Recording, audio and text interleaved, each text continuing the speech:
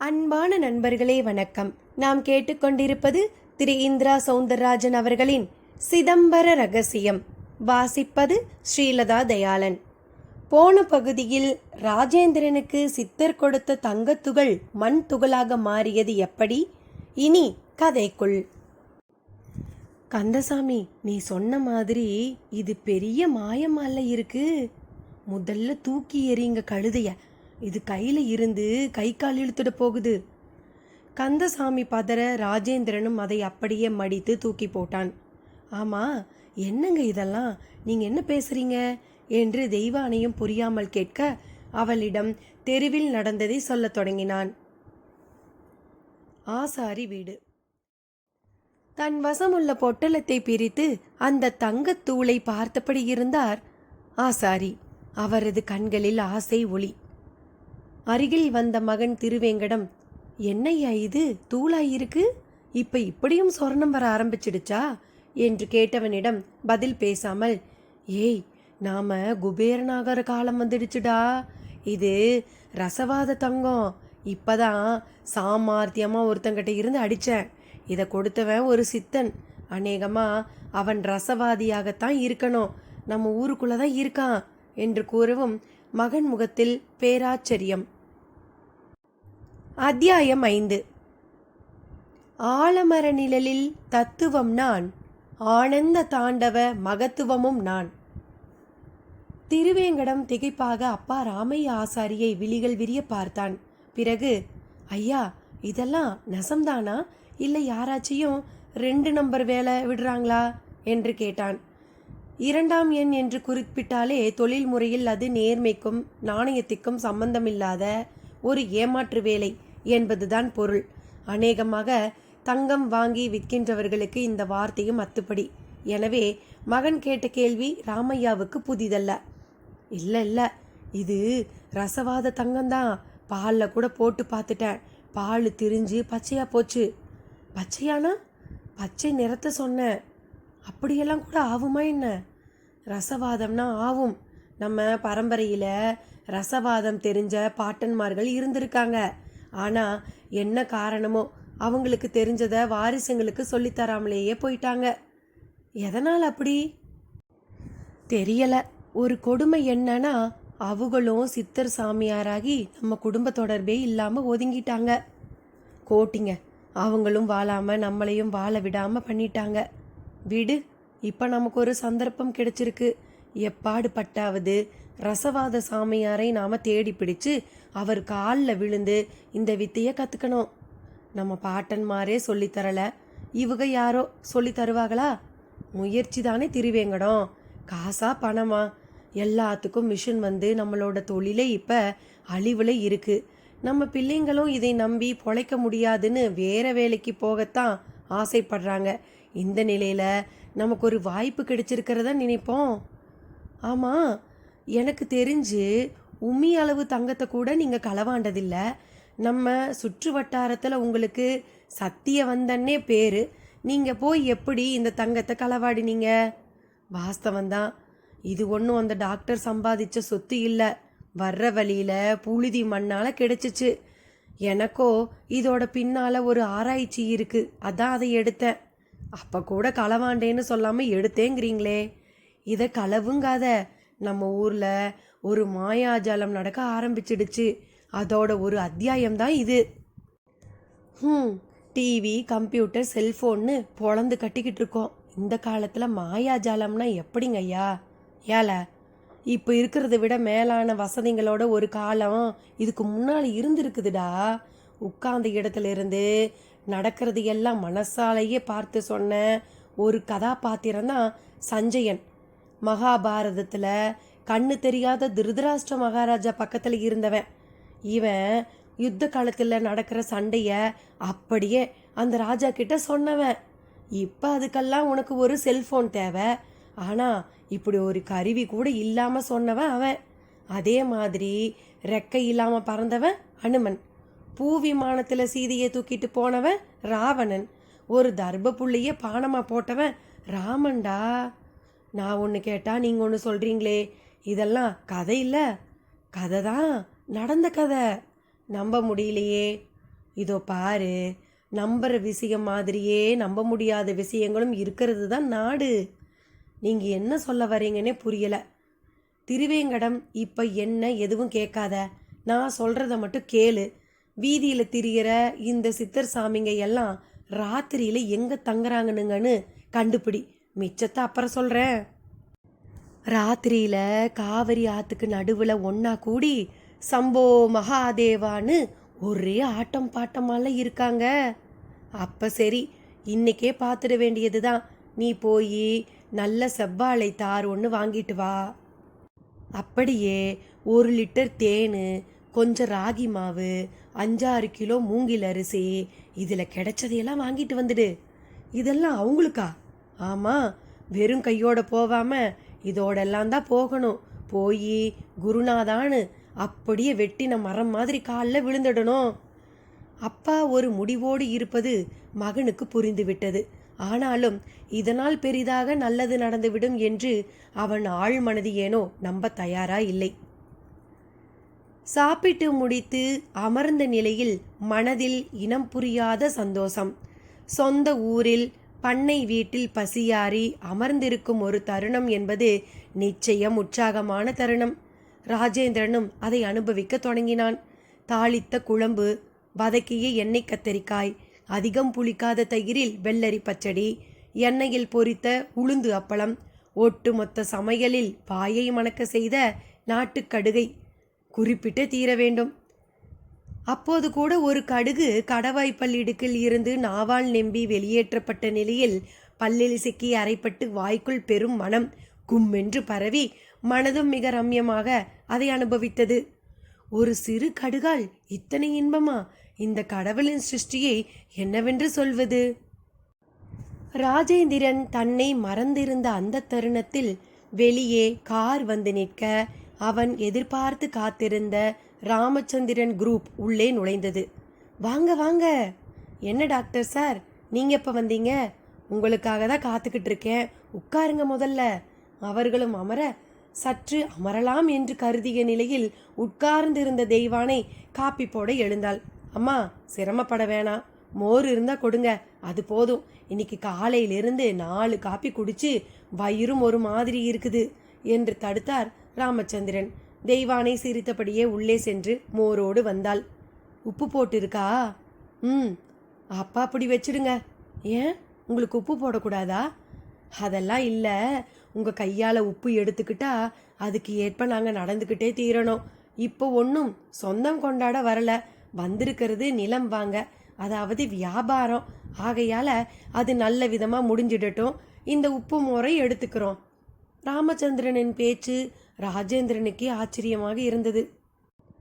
என்ன ராமச்சந்திரன், இது சாதாரண மோருக்கு பின்னால இவ்வளவு விஷயம் இருக்கா? பின்ன நாங்கள் நிலம் வாங்க போகிறது என்ன சாமானிய ஊர்லையா? அன்றாடம் வேதம் படிக்கிற மண்ணாச்சே இது. அதனால் என்ன? அதனால் இந்த ஊரையே சிவன் சொத்தால் நினைக்கிறாங்க. இங்கே எல்லாம் சரியா இருக்கணும். எது இப்போ சரியா இல்லை அது எங்களுக்கு தெரியாது. இங்கே எதை செய்தாலும் சரியா செய்யணும். செய்ய தவறினா அது பெரிய பாவம் ஆயிடும்னு கேள்விப்பட்டு இருக்கோம். எனக்கு எல்லாமே புது செய்தியாக இருக்குது. போகட்டும், இடத்தை பார்க்க புறப்படுவோமா? அவசியம் இல்லை, நாங்கள் ஒரு தடவைக்கு 3 தடவை பார்த்துட்டோம். விஏஓ ஆஃபீஸுக்கு போய் ரெக்கார்டுகளையும் செக் பண்ணிட்டோம். நீங்கள் அனுப்பின ஜெராக்ஸ்களையும் எங்கள் வக்கீல் பார்த்து முடித்து க்ரீன் சிக்னல் கொடுத்துட்டாரு. நிலம் வரையில் எந்த வில்லங்கமும் இல்லை. விலை பேசி வாங்கி பத்திரம் பதிஞ்சா முடிஞ்சது. ஆனால் ஒரு விஷயம்தான் இடிக்குது. என்ன? உரத் தொழிற்சாலையை நாங்கள் இங்கே போடும்போது அதுக்கு சில லைசன்ஸ் கிடைக்கிறதுல பிரச்சனை வர மாதிரி தெரியுது. அதாவது மாசு கட்டுப்பாட்டு துறை. அதானே? ஆமாம், இப்போ பத்திரிக்கை டிவியில் எல்லாம் கூடி கூடி பேசுறதுன்னு ஒரு விஷயம் உருவாகி இருக்கு. அதனால் விழிப்புணர்வு உருவாகுது. அதில் ஒரு விஷயம், சுத்தமான ஆறுகள் ஓடுற இடத்துல ரசாயனம் கலக்கிற தொழிற்சாலைகளை அனுமதிக்கிற விஷயம். அப்போ எங்கே தான் அதை ஆரம்பிக்கிறதா? எங்கே வேணால் ஆரம்பிக்கலாம், ஆனால் சூழ்நிலையை கெடுக்காமல் உற்பத்தி பண்ணணும், அவ்வளவுதான். அப்போ உங்கள் தொழிலில் கெடுக்கிற விஷயம் உண்டா? கொஞ்சம் உண்டு, அதை திருத்திக்கவும் இடம் இருக்குது. சாக்கடை தண்ணியவே இப்போ பன்னீரா மாத்திடலாம். அந்த அளவு தொழில்நுட்பம் வளர்ந்துருக்கு. சரி, என்னதான் முடிவு பண்ணியிருக்கீங்க? எங்களுக்கு உங்க இடம் ரொம்ப தோது. விவசாய நிலங்கள் இருக்கிற இடத்துல தான் எங்களுக்கு ஜோலி. ஆகையால வாங்கறதுல ரெண்டாவது கருத்து இல்லை. எங்களுக்கும் லைசன்ஸு சர்டிஃபிகேட்டுன்னு சிக்கல்கள் இருக்கிறத சொன்னேன். அப்போ முடிச்சிடுவோம். நானும் 2 நாளில் சென்னை போகணும். அங்கே என் பேஷண்ட்டுக்கு ஆப்ரேஷன் ஃபிக்ஸ் பண்ணியிருக்கேன். கட்டாயமாக போகணும். பேசிடலாமா? சரி, அப்போ ரேட் பேசிடலாமா? இதில் பேச என்ன இருக்கு? ஏக்கர் 50 லட்சம்னு தானே ஃபோன்லேயே சொல்லிட்டேனே. அதில் எந்த ஆட்சேபனையும் இல்லை. ஆனால் தொகையை செக்காக தான் தர முடியும். எல்லாமே முறையா வெள்ளையாக தான் இருக்கும். ஆட்சேபம் இல்லையே. அப்படியே செஞ்சிடுவோம்.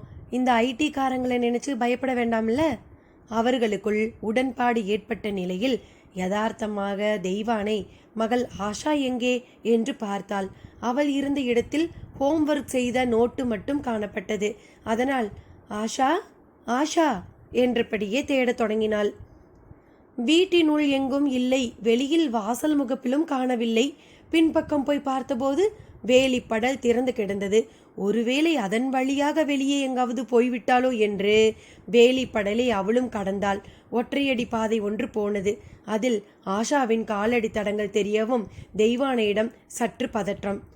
ஆஷா ஆஷா, ஏய் ஆஷா என்று குரல் கொடுத்தபடியே நடந்தவள் ஒரு மரநிழலில் சித்தர் மடிமேல் அவள் அமர்ந்திருக்க கண்டாள். முன்பு பார்த்த அதே விபூதி சித்தர். குழந்தை அவரது மார்பில் கிடந்த ருத்ராட்ச மாலையை வருடியபடி இருந்தாள். தெய்வானை வரவும் அம்மா என்றால் சித்தரும் பளிச்சென்று சிரித்தார். நீ நீ இங்கே எதுக்கடி வந்த என்று அவரை நெருங்கினாள் அவள். வாமா, பதட்டப்படாத, இவ இப்ப குணமாகிக்கிட்டு இருக்கா, அதை கெடுத்துடாத என்றவரை அதிர்வோடு பார்த்தாள் தெய்வானே. என்ன பார்க்குற? உன் கணவரோட மோட்டார் பைக்கில் முன்னால் உட்காந்து போனப்ப தெருவில் இவ பார்த்த விபத்தும் அதில் இவளுக்கு பேச்சு போய் பிரம்ம பிடிச்சதும் எனக்கு தெரியும். இப்போ தான் கொஞ்சம் குணமாகி இருக்கா. இருந்தாலும் அப்பப்போ ராத்திரியில் எழுந்து உட்காந்து அலறா. ஆமாம் தானே? ஆமாம். இதெல்லாம் உங்களுக்கு எப்படி தெரியும்? இவளுக்கு வைத்தியம் பண்ணினவன் என் பக்தன். எதுவாக இருந்தாலும் என் படம் முன்னால் சொல்லி உருகுவான். அந்த வகையில் தெரியும்னு வச்சுக்கோயேன்.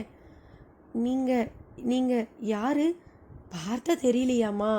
பாலும் மனுஷனாய் பிறந்துட்டு கர்ம கணக்கை தீக்க போராடிக்கிட்டு இருக்கிற ஒரு ஜீவாத்மாமா.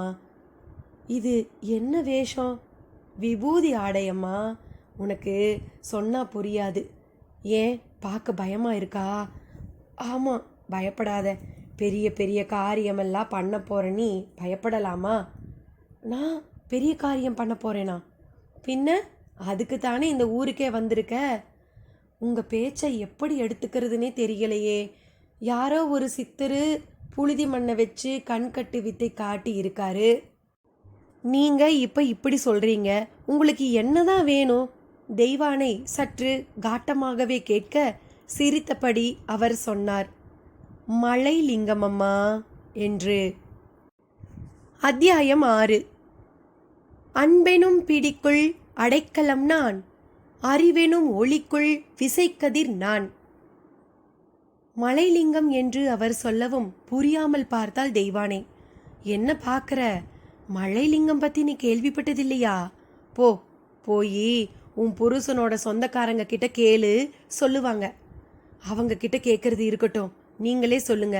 ராமலிங்கம், ஜோதிலிங்கம், சங்கரலிங்கம்னு நான் கேள்விப்பட்டிருக்கேன். மலைலிங்கம்னு கேள்விப்பட்டதே இல்லையே. வாஸ்தவந்தான், ரொம்ப பேருக்கு தெரியாதுமா. எங்களுக்கு எல்லாம் குருநாதரான அகத்தியர் காவேரி ஆத்து மண்ணில் செஞ்ச மண்லிங்கம்தான் பின்னால் மலை லிங்கமாச்சு. அதை அவர் இந்த ஊரோட ஈசானியத்தில் வச்சு பூஜை செஞ்சார். ஆனால் இப்போ அது எங்கே போனதுன்னு தான் யாருக்குமே தெரியலை. சரி, அந்த லிங்கத்துக்கும் எனக்கும் என்ன சம்மந்தம்? என்கிட்ட எதுக்கு அதை பற்றியெல்லாம் கேட்குறீங்க? இருக்குமா, போக போக உனக்கு தெரிய வரும். தெளிவாக தெரிஞ்சுக்கணும்னா உன் வீட்டில் இருக்கிற ஏட்டுக்கட்டை எடுத்து படித்து தெரிஞ்சுடு. ஏட்டுக்கட்டை பற்றி அவர் சொன்னதும் அவளுக்கு சுரீர் என தேய்த்தது. சாமி, அது எப்படி உங்களுக்கு தெரியும் என்று ஈனஸ்வரத்தில் கேட்டாள். அஷ்டமா சித்துன்னு ஒரு வரிசை இருக்குதுமா. அனிமா, மகிமா, கரிமா, லகிமா, பிராகாமியம், பிராப்தி, வசியம், ஈசத்துவம்லாம் 8 சித்துக்கள். அதைத்தான் அஷ்ட சித்தின்னு சொல்லுவாங்க. அதில் வசியம் சீக்கிரம் வசப்பட்டுடும். ஆனாலும் அதுக்காக இந்த உடம்பையும் மனசையும் ரொம்ப கட்டி போடணும். நான் வசியத்தில் பேர் எடுத்தவன்.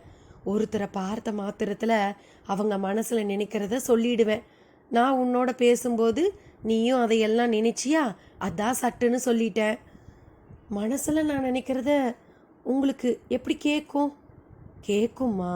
யோக உடம்பாக இருந்தால் இந்த உலகத்தில் பலதும் நாம் நினைக்கிறபடி நடக்கும்மா. அதெல்லாம் பெரிய விஷயமே இல்லை.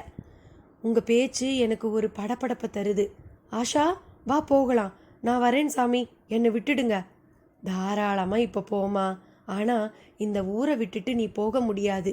இங்கே உன்னால் நிறைய காரியம் நடக்க வேண்டியது இருக்குது. போதும், எதையாவது சொல்லாதீங்க. ஆஷா, வா. அவளை இழுத்து தூக்கி கொண்டவள் வந்த வழியில் திரும்பி நடந்தாள், மிக வேகமாக. பார்த்து போமா என்றார் அவர் நிதானமாய். ஆஷாவோடு கொல்லைப்புறத்திலிருந்து வந்தவளை பார்த்த ராஜேந்திரன், என்ன தெய்வான, ஆஷா பின்பக்கமா எங்கேயாவது வழி தவறி போயிட்டாளா என்ன என்று கேட்டான். நிலம் வாங்க வந்திருந்த ராமலிங்கம் கூட்டணி போயிருக்கவில்லை. அவர்களை பார்த்தவள் விபூதி சித்தரோடு பேசிய பேச்சுக்களை அவர்கள் முன்னால் பேச வேண்டாம் என்கின்ற எண்ணத்துக்கு வந்து, ஆமாங்க என்றாள். இல்லப்பா, நான் ஒரு சாமியார் தாத்தாவோட விளையாடிக்கிட்டு இருந்தேன் என்றாள் ஆசா பளிச்சென்று. அவள் அதுபோல தடுமாற்றம் இல்லாமல் பேசியதை கேட்ட ராஜேந்திரனுக்கு திகைப்பு. தெய்வானையும் திகைப்பு காட்டினாள். யார் அந்த சாமியார் தாத்தா? தெய்வானையிடம் கேட்க, அது யாரோ தெருவில் போகிற ஒருத்தருங்க. உடம்பு பூரா விபூதி பூசிக்கிட்டு வெள்ளை பூதம் மாதிரி பார்க்கவே ஒரு மாதிரி இருக்காருங்க. உடம்பு பூரா விபூதி பூசிக்கிட்டு வெள்ளையாவா? ராமலிங்கம் தான் இப்படி கேட்டார். அவர் கேட்ட விதமே அவருக்கும் அந்த விபூதி சித்தரை தெரியும் என்பது மாதிரி இருந்தது. ஆமாங்க என்றாள் தெய்வானை. ராஜேந்திரன் சார் வர்ற வழியில் நாங்களும் அவரை பார்த்தோம். எங்கள் கார் முன்னால் வந்து மறித்து நிறுத்தினாரு. நிஜமாவே பயந்துட்டோம். அப்புறமா யாரோ ஒரு மனநோயாளின்னு கடந்து வந்தோம். ஆனால் அந்த மனுஷ தெளிவாக ஒரு விஷயம் சொன்னார். ராமலிங்கம் புதிர் போட்டார். என்ன சொன்னார்? எங்கே இடம் வாங்க வந்திருக்கியா? அது உன்னால் முடியாதுன்னாரு. எங்களுக்கும் ஒன்றும் புரியலை. இதை நீங்கள் இதுவரைக்கும் சொல்லவே இல்லையே. அட என்னங்க நீங்கள், ஒரு மனநோயாளி ஏதோ உளறி இருக்காருன்னு நினச்சி நாங்கள் அதை பெருசாக எடுத்துக்கல. ஆனால் இப்போ இவங்க சொல்லவும் தான் அவர் ஞாபகம் வந்தது. அதான் சொன்னேன். ராமலிங்கத்தின் பேச்சை கேட்ட மறுநொடி விறுவிறுவென்று வீட்டின் பின்பக்கம் செல்லத் தொடங்கினான் ராஜேந்திரன். தெய்வானையும் ஓடினாள். எங்கே போகிறீங்க? அந்த ஆளை பார்க்கத்தான். ஒருத்தன் தெருவில் புழுதியை கொடுத்து மிரட்டுறான், இன்னொருத்தன் கொல்லப்புறம் வந்து மிரட்டுறானா? விஞ்ஞானம் எவ்வளவு வளர்ந்திருந்தாலும் இவங்க அடங்க மாட்டேங்கிறாங்களே. நடந்தபடியே பேசிய ராஜேந்திரன் வார்த்தைகளில் அனல். ஐயோ வேணாங்க, நீங்கள் வாங்க. தெய்வானை தடுக்க பார்த்தாள். அவன் கேட்கவில்லை. அதே வேளையில் அந்த விபூதி சித்தரையும் அங்கே பார்க்க முடியவில்லை. இருவரையும் பின்தொடர்ந்து வந்த ராமலிங்கத்திற்கு சற்று ஏமாற்றமாக இருந்தது. கண்ணாமூச்சி விளையாடுறானுங்க, போலீஸில் புகார் பண்ண வேண்டியதுதான் என்றபடியே திரும்ப தொடங்கினான் ராஜேந்திரன். எதிரில் இமை விலகாமல் பார்த்தபடி நிற்கும் ராமலிங்கத்திடமும் கொஞ்சம் சலனம். என்ன சார், இதெல்லாம் உங்களுக்கு குழப்பம் தருதா? அப்படி இல்லை, எனக்குள்ள இப்போ வேறு ஒரு கோணம். இருவரும் கொல்லைப்புற ஒற்றையடி பாதையில் நடந்தபடியே பேசத் தொடங்கினர். என்ன கோணம் அது? உங்கள் இடத்த நாங்கள் வாங்கிறது யாருக்கோ பிடிக்கல போல தெரியுது. அவங்க இப்படி மாய்மாலமோ ஏதோ செய்து பயமுறுத்த பார்க்குறாங்கன்னு நினைக்கிறேன். ஆச்சரியமாக இருக்கே. அது யாரு? ஏன் வேறு யாரும் இந்த இடத்த உங்ககிட்ட வாங்க முயற்சி செய்யலையா? ஒருத்தர் முயற்சி செய்தார். விவசாயம் பண்ண போகிறதில்ல, போர் போட்டு தண்ணி எடுத்து சுத்தப்படுத்தி கேனில் அடைச்சி வீடு வீடாக கொடுப்பேன்னு சொன்னார். நான் சம்மதிக்கலை. அது ஒரு வித தண்ணீர் திருட்டுங்கிறது என் எண்ணம். நீங்கள் செஞ்சது சரிதான். இது அவரோட வேலையாக கூட இருக்கலாம். இருவரும் வீட்டுக்குள் நுழைந்த நிலையில் பழையபடி ஹாலில் அமர்ந்தனர். ஓர் ஆச்சரியம் போல ஆஷா வெளியே நின்று கொண்டிருந்த கந்தசாமியின் சைக்கிள் மேல் ஏறி அமர்ந்து கொண்டு அதை ஓட்டும் பாவனையில் இருந்தாள். அவள் முகத்தில் பெரும் உற்சாகம். கால் இரண்டும் பெடலை வேகமாக மிதித்தபடி இருக்க, ஸ்டாண்டு போட்டு நிறுத்தப்பட்டிருந்த சைக்கிளின் பின் சக்கரம் கிர்ரென்று சுற்றி கொண்டிருந்தது. ராஜேந்திரனிடம் ஒரே திகைப்பு. அந்த காட்சியை தெய்வானையும் பார்த்தாள். அவளிடமும் பிரமிப்பு. தெய்வா என்று ஏதோ சொல்ல வந்தவன் பின் ராமலிங்கம் பக்கம் திரும்பியவனாக, அப்புறம் சார், நாம அடுத்த கட்டத்துக்கு போகலாம் தானே என்று ஆரம்பித்தான். எங்களுக்கு எந்த ஆட்சேபனையும் இல்லை. எப்போ ரிஜிஸ்ட்ரேஷனை வச்சுக்கலாம்னு நாங்கள் நாள் பார்த்து சொல்கிறோம். நீங்கள் அப்போ வந்து கையெழுத்து போட்டால் போதும். அப்போவே மொத்த பணத்தையும் செட்டில் பண்ணிடுறோம். இப்போ அட்வான்ஸ் கொடுத்துடுறோம் என்று ராமலிங்கம் 5 லட்சம் ரூபாய்க்கு ஒரு செக்கை எடுத்து நீட்டினான். 5 லட்சமா? ராஜேந்திரன் கேட்டபடியே வாங்கினான். வேணும்னா கூடுதலாக கூட தர்றோம். எவ்வளவு வேணும்? இல்லை, இது போதும். போதுமா? போதும். அப்புறம் வாட்டர் பிஸ்னஸ் பண்ண ஆசைப்பட்டவரை கொஞ்சம் கவனிங்க. நிச்சயமாக இது அவர் வேலையாத்தான் இருக்கும். இந்த சாமியாருங்க அத்துமீறினா எனக்கு ஃபோன் பண்ணுங்க. திருச்சியில் உதவி கமிஷனர் என் சொந்த மாமா உறவு. அவர்கிட்ட சொன்னால் போதும், 2ல் 1 பார்த்துடுவார் என்றபடியே கை குலுக்கி விட்டு விடை பெற்றார் ராமலிங்கம். ராஜேந்திரன் செக்கை தெய்வானையிடம் கொடுத்தான். அவளும் அதை ஒரு பார்வை பார்த்தாள். அப்படியே வாசல் பக்கம் திரும்பினாள். ஆஷாவிடம் ஒரு புது உற்சாகம். உதட்டில் கூட அவளுக்கு பிடித்த பாடல். தெய்வா, சொல்லுங்க. ஆஷா பழையபடி ஆயிட்டா பாரு. ஆமாங்க, அப்படிதான் தோணுது. டாக்டர் நரேந்திரன் சொன்னது ஞாபகம் இருக்குதுல்ல? என்ன கேள்விங்க இது? மறக்கிற மாதிரியா அவர் சொன்னாரு. கொஞ்சம் கொஞ்சமாக பேச்சு போய் படுத்த படுக்கையாக மாறக்கூட வாய்ப்பு இருக்குதுன்னாரே. கொடுத்துருக்கிற மருந்து கூட தற்காலிகமாக தான் வேலை செய்யும், பூரண குணத்துக்கு வழியே இல்லைன்னுலாம் சொன்னார்.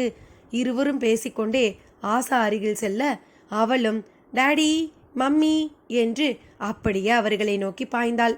ராஜேந்திரனை மார்போடு அணைத்து கொண்டாள். அந்த நொடி விபூதி வாசம் கமழ்ந்தது. இதற்கிடையில் கையில் இருந்த செக்கை தற்காலிகமாக மாடத்தில் விளக்கேற்றி வைத்திருக்கும் சிறிய சுவாமி படம் முன் வைத்துவிட்டு வந்தாள் தெய்வானை. தெய்வான, ஆஷா உடம்பெல்லாம் ஒரே வாசனை. ஆமாங்க, எல்லாம் அந்த சாமியார் மேலே இருந்த விபூதி. ஜப்பா அது கலந்து பூசுவார் போல இருக்குது. உனக்கு அவரை பார்க்கவும் பயமாக இருந்ததா?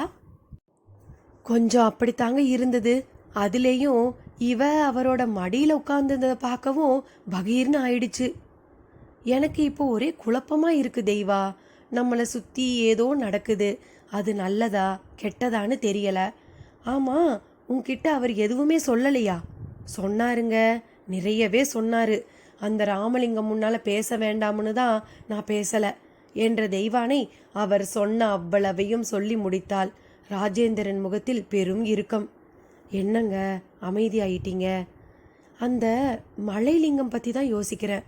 நம்மக்கிட்ட இருக்கிற ஏட்டுக்கட்டை எடுத்து படித்தா தெரியும்னு தானே சொன்னார். ஆமாங்க. எங்க அதை எடுப்பாக்கலாம்? அந்த மரப்பெட்டியில் தாங்க இருக்குது. பெட்டியை திரும்பவும் பரன் மேலே வச்சுட்டீங்க. ராஜேந்திரன் அடுத்த நொடி அதை எடுக்க தயாரானான். ஏணியை எடுத்து வந்து வைத்து மெல்ல ஏறினான். ஆஷாவும் தெய்வானையும் வெறித்து பார்த்தபடி நிற்க, பரன் மேல் ஏறியவன் உள்பக்கமாக இருட்டாக இருப்பதை கவனித்தான். ஏய், டார்ச் லைட் எடுத்துக்கொடு என்றான். ஓடிப்போய் தேடி எடுத்து வந்து தந்தாள். தெய்வானை அதன் வெளிச்சத்தை பரனுக்குள் திருப்பியவனுக்கு குப்பென்று வியர்க்க தொடங்கியது. பெட்டி மேல் அந்த 5 தலை நாகம் அப்படியே ஏணியை தள்ளிக்கொண்டு கீழே விழத் தொடங்கினான். ஐயோ, என்னாச்சுங்க? பதறினாள் தெய்வானை. பாம்பு தெய்வான, 5 தலை நாகம் என்று விழுந்த நிலையில் கலக்கத்தோடு எழுந்தவன் முன்னால் கச்சிதமாய் கந்தசாமியும் வந்து நின்றான்.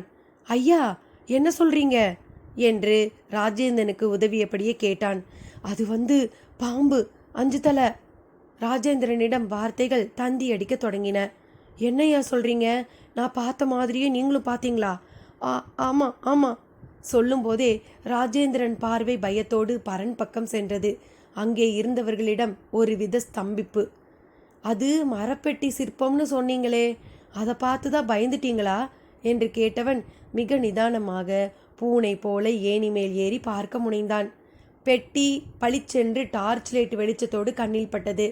அந்த சிற்பமும் தெரிந்தது. அவனிடம் ஒருவித நிம்மதி பெருமூச்சு. ஐயா, சிற்பம் தாங்க.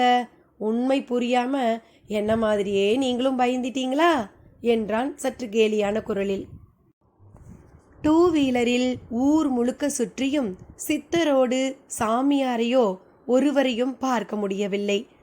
ஆசாரியின் மகன் திருவேங்கடத்திற்கு சோர்வாக இருந்தது. வண்டியை ஒரு மரத்தின் அடியில் ஓரமாக நிறுத்திவிட்டு பெரிய மாயாவிகளா இருக்காங்களே என்றபடியே காவிரி ஆற்றின் மையத்தில் அவர்கள் கூடுவதாக சொல்லப்படும் இடம் நோக்கி நடக்கத் தொடங்கினான். இடையில் வாழைத்தோப்பு. வரப்பில் இறங்கி நடந்தபோது என்ற சப்தம். மெதுவாக திரும்பியவன் அரண்டு போக தொடங்கினான். அவன் எதிரில் ஒரு வாழை மரம் கீழ் அதே 5 தலை நாகம். அத்தியாயம் 7. இல்லாத வெளியாய் இருப்பவன் நான், இருக்கின்ற கதிராய் உதிப்பவன் நான். அந்த 5 தலை நாகம் படம் விரித்த நிலையில் கம்பீரமாக பார்த்தது. உடம்பின் நீளம் 12 அடிக்கும் குறையாமல் இருந்தது. திருவேங்கடம் கண்களை கசக்கி விட்டு கொண்டான். சொற்ப நொடியில் அவன் உடம்பு முழுவதும் வியர்த்து போய் கண்கள் அகண்டு விட்டன. உடம்பிலும் ஒருவித படபடப்பு. நாகம் சீரத் தொடங்கவும் அது துரத்தினாலும் துரத்தும் என்று யூகித்தவன் வந்த வழியே திரும்பி ஓட ஆரம்பித்தான். தன் 2 வீலர் அருகில் வந்தவன் அதை ஸ்டார்ட் செய்யக்கூட முனையாமல் அது அங்கேயே கிடக்கட்டும் என்பது போல வேகமாக ஓடினான். ராமையா ஆசாரி தணல் சட்டியில் ஊதலில் இருந்தார். கரித்துண்டுகளில் தீப்பிழம்புகள் தாண்டவமாடிய நிலையில் நாட்டுப்பப்பாளி பழத்துண்டுகள் போல நெருப்பு கங்குகள் அழகாய் கண்ணில் பட்டன. அவை நடுவில் ஒரு தகர குழுவை. அதில் தங்கம் உருகி குழம்பாய் மாறிக்கொண்டிருந்தது. ஐயாவ் ஐயாவ் என்றபடி தீனமான குரலோடு ஓடி வந்தவன் அவர் முன் இளைப்பாற முற்பட அவரும் ஊது குழலை விளக்கியபடியே அவனை ஏறிட்டார். என்னப்பு, எதுக்கு இந்த ஓட்டம்? புலி துரத்தது கணக்கா? ஏறிட்டபடியே கேட்டவர் முன்னெஞ்சை நீவி விட்டு கொண்ட திருவேங்கடத்திடம், புலி துரத்துறதுக்கு ஒன்றும் பெரிய புதுமை இல்லையா, பாம்பு துரத்துனா அது புதுமைதானே என்று மென்று விழுங்கியபடியே கேட்டான். பாம்புக்கு பயந்த ஓடியாந்த? பதிலுக்கு கேட்ட அவரது குரலில் ஏளனம் தொனித்தது.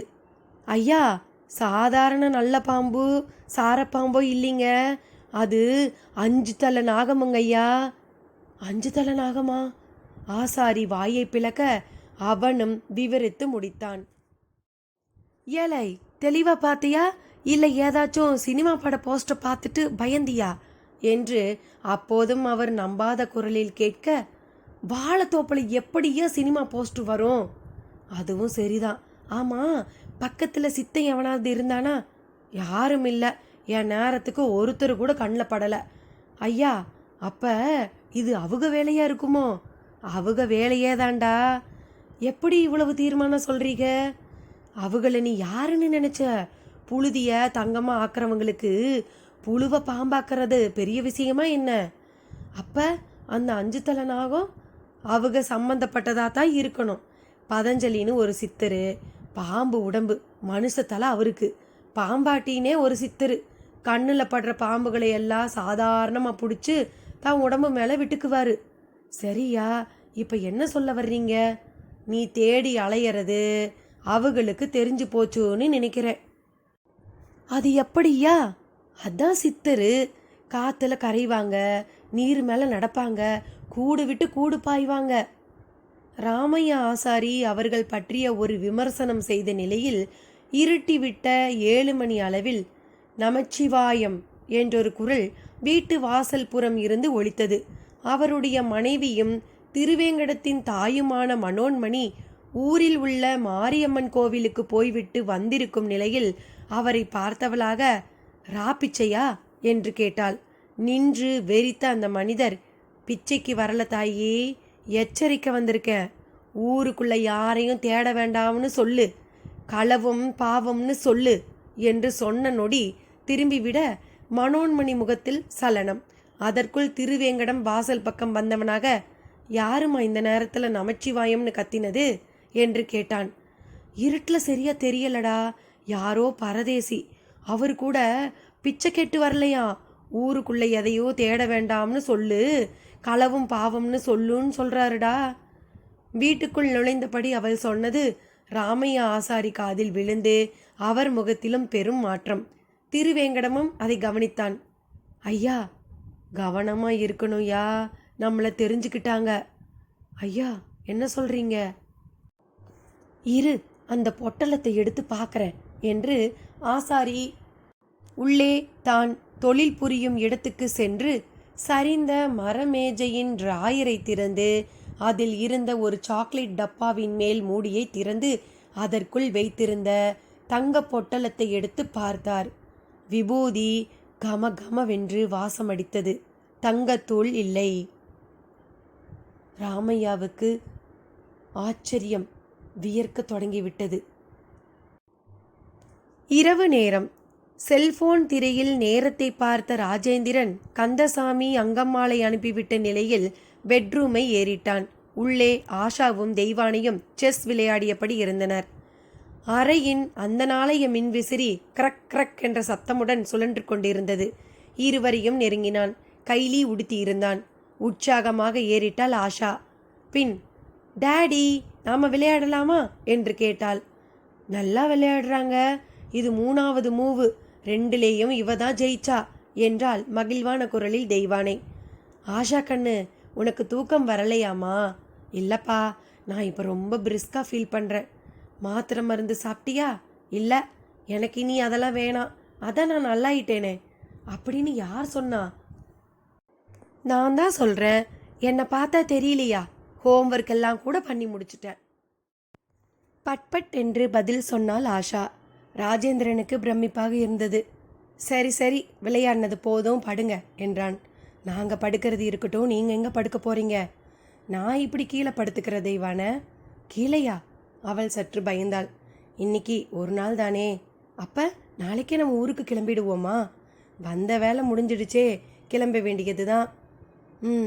ரிஜிஸ்ட்ரேஷன் முடியலையே. அதுக்கு 1 வாரம் 10 நாள் கூட ஆகும் போல தெரியுது. அதுவரை இங்கே நமக்கு என்ன வேலை? என்னங்க, நடக்கிறதையெல்லாம் பார்த்து நீங்களா வேகமாக ஒரு முடிவுக்கு வந்துட்ட மாதிரி தெரியுதே. அதுவும் ஒரு காரணம்தான் தெய்வான. நம்ம சுற்றி வினோதமாக என்னென்னவோ நடக்குது. அதை பற்றி யோசிக்கவே எனக்கு குழப்பமாக இருக்குது. இவர்கள் இருவரும் பேசும்போது ஆஷா தனியாக செஸ் விளையாட தொடங்கினாள். அதை கவனித்த ராஜேந்திரன் தெய்வானையோடு அறைக்கு வெளியே சென்று ஹாலின் நடுவில் அமர்ந்தான். ஒற்றை டியூப்லைட் வெளிச்சத்தில் அவளும் அருகில் உட்கார்ந்தாள். எனக்கென்னவோ ஆஷாவை பார்க்கும்போது எல்லாம் நல்ல விதமாக நடக்கிற மாதிரி தான் தெரியுது. அவள் எவ்வளவு எனர்ஜெட்டிக்காக இருக்கா தெரியுமா? இதை நான் ஒரு நம்பிக்கையாக மட்டும்தான் வச்சுருந்தேன். புரியுது, ஆஷா எனக்கே ஆச்சரியம் தரா. நானும் ஒரு டாக்டர் தானே, இது எப்படி சாத்தியம்னு யோசிச்சுக்கிட்டே இருக்கேன். யோசிக்க என்ன இருக்குது? எல்லாம் இந்த வீட்டுக்கு வந்த வேலை. அப்போ அந்த விபூதி சித்தர்? ராஜேந்திரன் கேட்கவும் தெய்வானை பதில் கூற தெரியாமல் விழித்தாள். அவனே தொடர்ந்தான். இப்போவும் சொல்கிறேன் தெய்வான, அந்த பரன் மேலே 5 தலை நாகத்தை நான் பார்த்தது நிஜம். ஆனால் அது பொம்மையாக மாறி போனது எப்படின்னு எனக்கு தெரியலை. ஆங்கிலத்தில் இல்யூஷன்னு ஒரு வார்த்தை இருக்குது. தமிழில் அதை பிரம்மைன்னு சொல்லுவாங்க. அப்படி ஒரு பிரம்மையான்னு எனக்குள்ள கேள்வி ஓடுது. சுருக்கமாக சொல்லப்போனால் இன்னைக்கு பகல் பொழுது நடந்த ஒவ்வொரு விஷயமுமே புரியாத புதிர். எதையும் கொஞ்சம் கூட புரிஞ்சுக்க முடியல. உண்மைதாங்க, எனக்கும் எதுவும் புரியலை. மழை லிங்கம்னு ஒன்று இந்த ஊரில் இருக்கிறதாகவும் அதை தேடித்தான் வந்திருக்கேன்னு சித்தர் சொன்னார். அந்த லிங்கத்தை தேடி வந்த அவங்களுக்கும் நமக்கும் என்னங்க சம்பந்தம்? குறிப்பாக எனக்கு என்ன சம்பந்தம்? நான் இந்த ஊரை விட்டு போக முடியாதுன்னா என்ன அர்த்தம்? ஏன் போக முடியாது? எதுக்குமே சரியான விடை தெரியல. ஒருவேளை அந்த ஏட்டுக்கட்டை எடுத்து பார்த்தா ஏதாவது தெரியுமா? தெய்வானை அங்கு தொட்டு இங்கு தொட்டு இறுதியாக ஏட்டுக்கட்டிடம் வந்து நின்றாள். அதை சொன்ன உடனேயே அந்த பெட்டியும் 5 தலை நாகமும் தான் திரும்ப நினைவில் வந்தன. அவன் முகம் மாறத் தொடங்கியது. அப்போது வீட்டு வாசலில் நமச்சிவாயம் என்கின்ற குரல். இருவருமே ஒருவரை ஒருவர் பார்த்து கொண்டனர். திரும்பவும் நமச்சிவாயம் என்ற குரல். ராஜேந்திரன் மெல்ல எட்டி பார்த்தான். வாசல் புறம் தலையில் தம்புரான் மாதிரி தலைப்பாகையோடு காவி கட்டிய மனிதர், தோளில் ஜோல்னா பை, நெற்றியில் பளிச்சென்று திருநீரு, கழுத்தில் உலோக சிவலிங்கம்.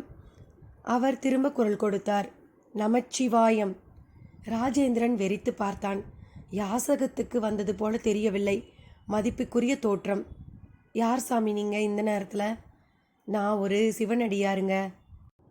திருவண்ணாமலையில் இருந்து வரேன். இன்னைக்கு ஒரு ராத்திரி இந்த திண்ணையில் படுத்துக்கலாமா? பொழுது விடிஞ்ச உடனே போயிடுவேன். அந்த மனிதர் கேட்ட விதமே மிக இதமாய் இருந்தது.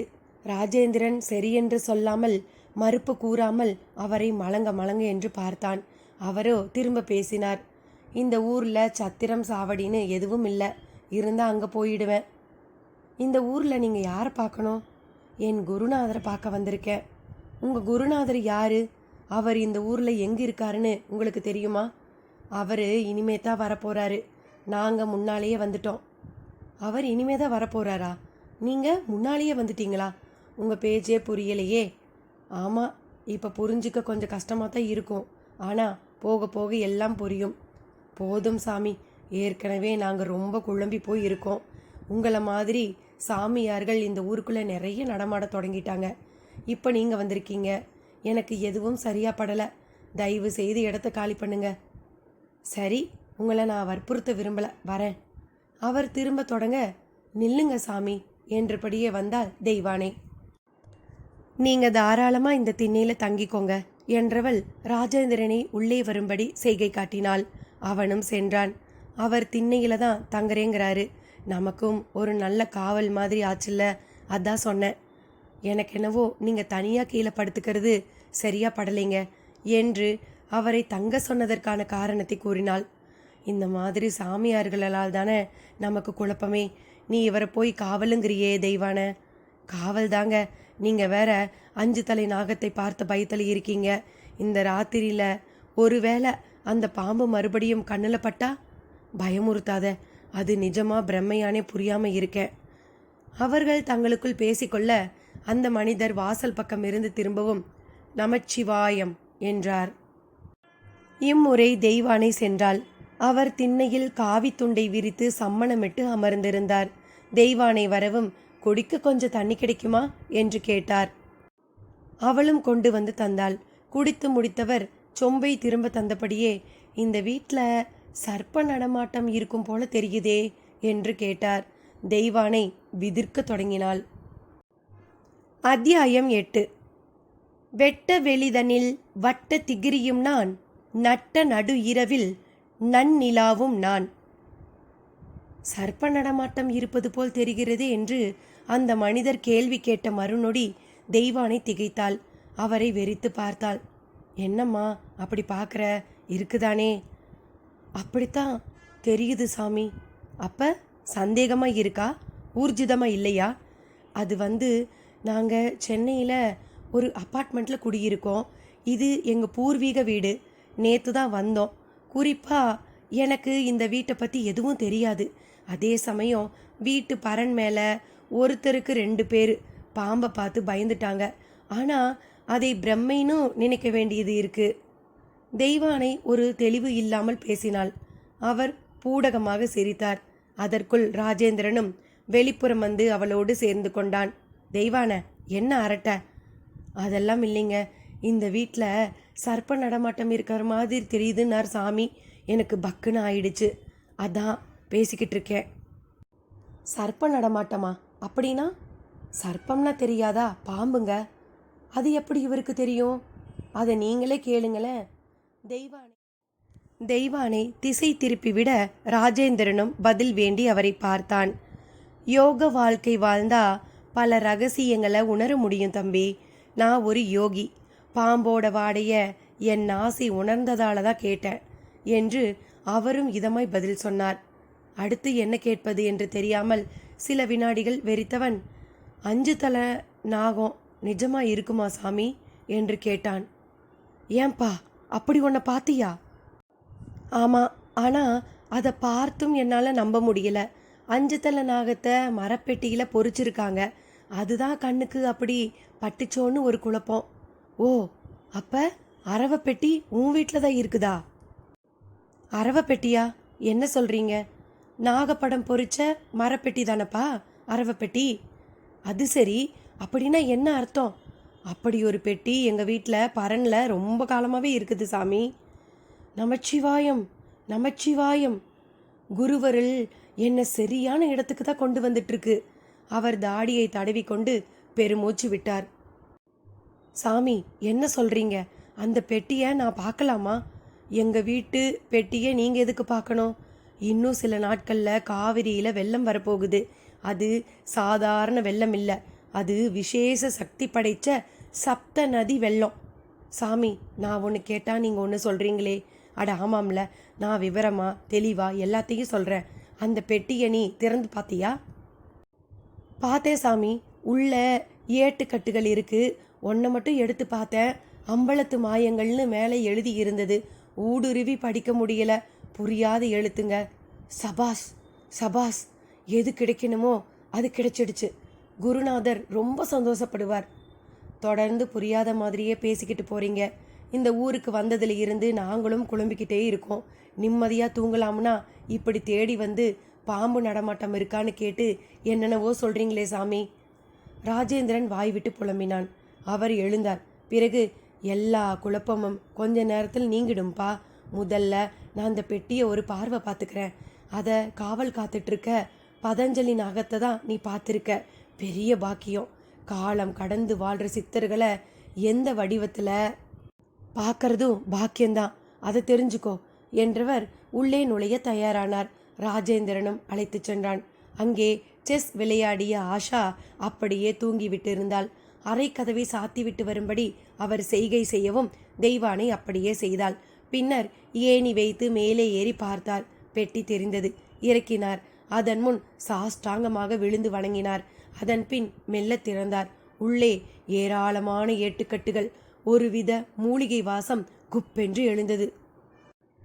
ஒரு கட்டின் மேல் ஸ்வர்ண ஜால திரட்டு என்று குறிப்பு இருந்தது. இன்னொன்றின் மேல் தசமகா வித்தை என்கின்ற குறிப்பு, மற்றொன்றில் பஞ்சபூத வஷ்யம் என இருந்தது. இப்படியே ஒவ்வொன்றின் மேலும் ஒவ்வொரு தலைப்புகள். அவ்வளவையும் எடுத்து கண்களில் ஒற்றிக்கொண்டார். அந்த நொடி புஸ் என்று ஒருவித சீற்றம். சப்தம் வந்த திசையை பார்த்தபோது கொல்லைப்புற கதவுக்கு அப்பால் அந்த 5 தலை நாகம் படம் விரித்து நின்றிருந்தது. அதை பார்த்த நொடி தெய்வானை ராஜேந்திரனின் நெருங்கி கட்டிக்கொண்டாள். இந்த மனிதரோ நமசிவாயம் நமசிவாயம் என்று கூறியபடியே சாஷ்டாங்கமாக கீழே விழுந்து அந்த பாம்பை கும்பிட தொடங்கினார். ராஜேந்திரனையும் தெய்வானையையும் கும்பிட சொன்னார். அவர்களும் பதற்றம் குறையாது கீழே விழுந்து வணங்கினர். அடுத்த நொடி அந்த நாகத்தை காணவில்லை. சாமி, பயப்படாதீங்க, என்னை பார்க்கவும் சாமி போயிட்டாரு. சாமியா? ஆமாம், அந்த சர்ப்பம் ஒரு சித்தர் சாமி. இவ்வளவு நாளா ஏட்டு பெட்டிக்கு காவல் இருந்திருக்காரு. காவலா? காவல் காக்கிற அளவு இந்த பெட்டி அவ்வளவு விசேஷமானதா? என்னப்பா அப்படி கேட்டுட்ட? இது ஒரு சித்தர் புதையல். ரசவதார ரகசியத்தில் இருந்து சிதம்பர ரகசியங்கள் வரை எல்லா ரகசியங்களும் இதுக்குள்ள அடக்கம். அந்த ரகசியங்களால் என்ன பிரயோஜனம்? ஒரே ஒரு விஷயத்தை மட்டும் சொல்கிறேன், கேட்டுக்கோ. செப்டம்பர் 13ஆம் தேதி தொடங்கி 25ஆம் தேதி வரை காவிரியோடு இந்த உலகத்தோட எல்லா நதிகளும் ஒன்றா கலக்கப் போகுது. அந்த ஆற்றுல நாம் நீராடும்போது இந்த உடம்பால் மனசாலன்னு செஞ்ச அவ்வளவு பாவங்களும் போயிடும். அதுலேயும் குறிப்பிட்ட காலகட்டத்தில் செய்கிற ஸ்நானம் மிக பெரிய வலிமை ஆத்மாவுக்கு தரும். அது ஒரு அற்புதமான தருணம். நானும் என்னை போல் சித்த புருஷர்கள் பலரும் இந்த மகேந்திர மங்கலத்துக்கு அதுக்கு தான் வந்திருக்கோம். காவிரி மாதா பாயிற எல்லா இடங்களும் இந்நாட்டில் மிக புனிதமானதாக மாறிடுது. அதில் மகேந்திர மங்கலம் பகுதி காவிரி ரொம்ப விசேஷமானது. ஏன்னா இது தினமும் வேதம் மோதப்படுகிற இடம். இங்கே தான் காஞ்சி மகா பெரியவர் தனக்கான வேத பாடத்தையே படித்தார். ஒரு காலத்தில் இது போல எல்லா நதிகளும் ஒன்றா கலக்கிற காலகதி வந்தபோது பாவங்கள் அதிகமாக காணப்பட்டதால் காவிரியில் வெள்ளம் வரலை. வெப்பம் அதிகமாகி வறட்சி தாண்டவமாடிடுச்சு. அப்படி ஒரு நிலையில் மனித இனம் அடிஞ்சிடக்கூடாதுன்னு எல்லா சித்த புருஷர்களும் ஒன்றா சேர்ந்து பிரார்த்தனை செஞ்சாங்க. அந்த சூழலில் அகத்தியரும் வந்து சேர்ந்தார். காவிரி உருவாகவே அவர்தான் காரணம். அப்படிப்பட்டவர் காவிரியை வெள்ளமாக பெருக்கி வர விருப்பம் கொண்டு காவிரி மணலாலான லிங்கம் செய்து அதுக்கு வருணலிங்கம்ங்கிற பேர் வச்சு பூஜை செய்யவும் பெரும் மழை பொழிந்து காவிரியில வெள்ளம் வந்தது. அப்படி வரவும் மற்ற நதிகள் ஆவி வடிவில் காவிரியில கலந்து புஷ்கரம்ங்கிற ஒரு நிகழ்வு உருவாக, அந்த நிகழ்வுல பல்லாயிரக்கணக்கான பேரு தங்கள் பாவங்களை போக்கிக்கிட்டாங்க. இந்த மண் மேல பாவங்களோட பாரமில்லாத சூழல் உருவாச்சு. இப்படி செய்யறதுக்கு பூமியை சமன் செய்யறதுன்னு பேரு. இத சராசரி மனிதர்களால செய்ய முடியாது. சித்த புருஷர்களாலேயும் யோகிகளாலேயும் தான் முடியும். கொஞ்சம் சுயநலம் இல்லாம உலக உயிர்கள் நலமா வாழற செய்யற ஏற்பாடு இது என்றவர். 144 ஆண்டு அதிசயமான மகா புஷ்கரம் நடக்கிற வேலை. இப்ப காவிரி இருக்கிற நிலை தெரியும் தானே என்று கேட்டார். வறண்டு போய் கிடக்குதே சாமி. கேட்டா மழை இல்லைன்னு கர்நாடகக்காரன் சொல்றான். நல்லா கேட்டுக்கோ, பாவ புண்ணியங்களுக்கும் மழைக்கும் தொடர்பு உண்டு. பயம் அதிகரிக்கும் போது மழை குறையும். மீறி பெய்தாலும் அழிக்கிற மழையா அது மாறிடும். சாமி, இப்போ இந்த ஏடுகளால் என்ன பிரயோஜனம்? இது எப்படி எங்கள் வீட்டுக்கு வந்தது? ராஜேந்திரன் முடிவான கேள்விக்கு வந்தான். துளியும் சுயநலமில்லாத உன் முன்னோர்களில் ஒருத்தர் தான் இதுக்கு காரணம். அது உன் கொள்ளு தாத்தாவாக கூட இருக்கலாம். அவர்கிட்ட அந்த அரவை பெட்டியை கொடுத்து பத்திரமா பார்த்துக்க சொல்லிட்டு போயிட்டாங்க. 144 வருடங்கள் கழிஞ்ச நிலையில் இப்போ இதுக்கு திரும்ப வேலை வந்திருக்கு. அப்போ 144 வருடமாவா இந்த நாக சித்தர் இதை காவல் காத்துட்ருக்காரு? ஆமாம், இது சரியானவங்க கையில் கிடைக்கணும், இல்லைனா ஆபத்து. ஆபத்தா?